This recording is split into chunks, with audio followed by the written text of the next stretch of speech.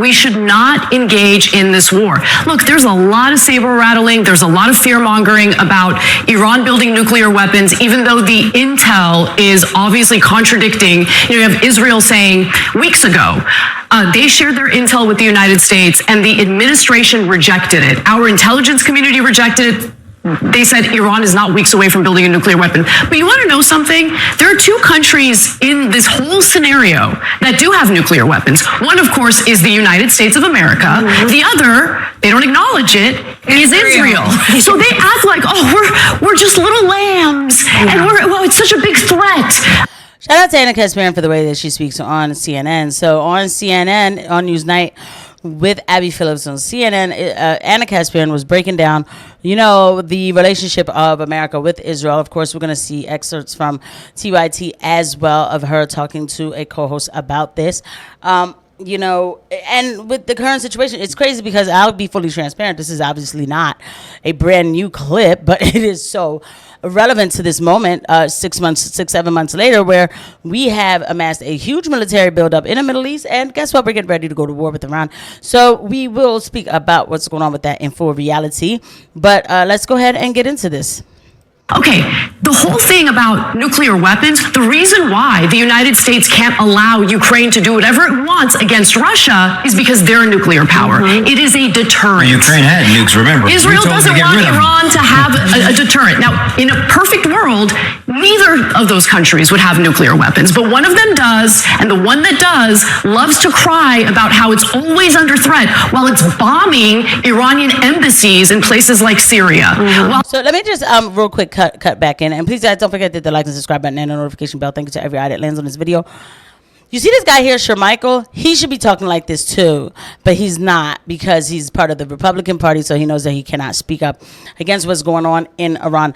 Abby Phillip, with Israel and Iran. Abby Phillip, you see, she's not excited to agree with Anna Kasparian because she's paid for by corporate media, military industrial complex, CNN. Tiffany Cross is showing a little bit more emotion towards this because she's kind of in and out with these corporate media stations, and Anna Navarro, she is pro-Israel. So it's ridiculous. So it's like, we're going to go to war with Iran and people can't talk and say what they really feel because it's censorship. Yeah.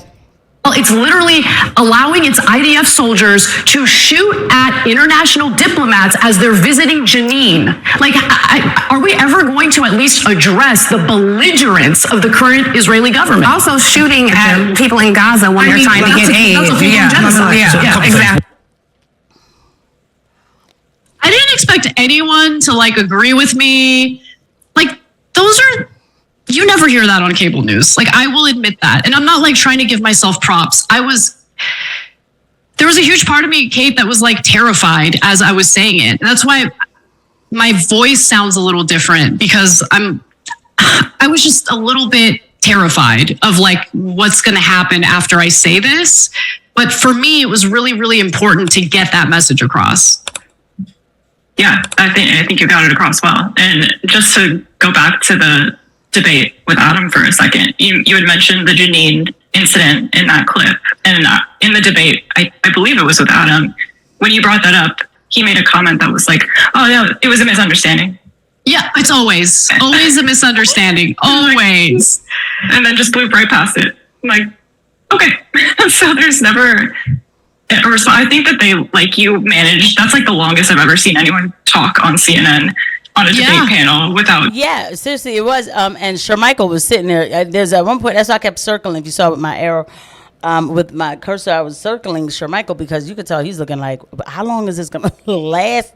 I'm sitting here. I'm the black guy. I'm going to be the first to go. I'm sorry, I just did.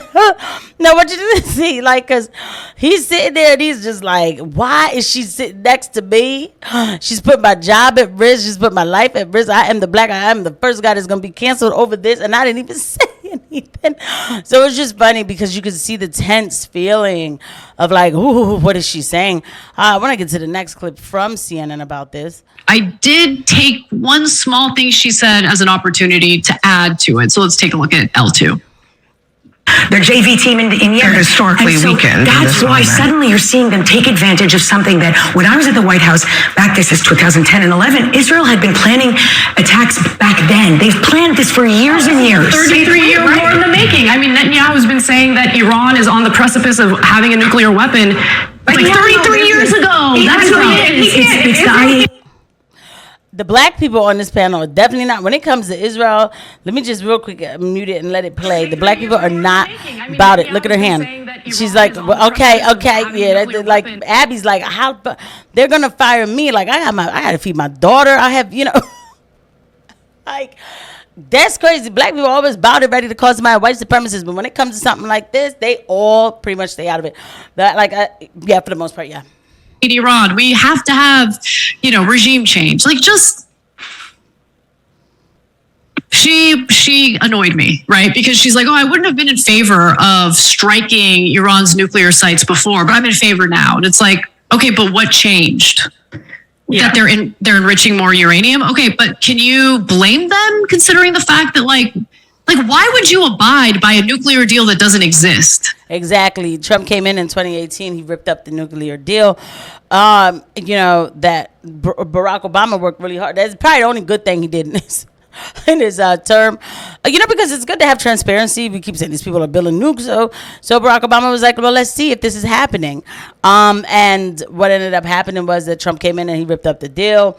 Then, of course, when this was taking place, we were bombing Iran and everything. And then this was during talks, and it was supposed to be negotiations. Those went out the window. And then now we're back again with that huge military buildup in Iran right now. And it's crazy. I mean, not in Iran, like in the region. Excuse me, in the region. We're gonna do this again. The thing is that Iran is not Venezuela. Iran is not Iran 20 years ago, right? Because this was technically supposed to be done like 20 years ago. When you look at the clean break memo, they thought that we were going to be in Iraq maybe like 2-3 years or whatever, and then we could go straight, to Iran, and that didn't happen. They've been watching. They've been seeing what's been going on around them. I mean, it was even to the point where Muammar Gaddafi gave up his nukes, and, well, they still took him out anyway, right? I don't mean to laugh about that, but it's just like, wow. So this is not the same Iran. So this is something that these people who are going to fight, they are ready to take hits, even if they wouldn't win. Let's just say pretend. I don't know what would happen, but they would prolong it in a way that would destroy America. It's disgusting, but why are we doing this? I forget which one this is exactly, but let's have a little fun. It's pretty disturbing that all it takes is this like weird competitive spirit that Trump has to egg him on to essentially potentially engage in an offensive war against Iran, which I actually think would be absolutely disastrous. Let's just all remember the fact that the United States joined forces with the Saudis to try to defeat the Houthis in Yemen and failed in doing so.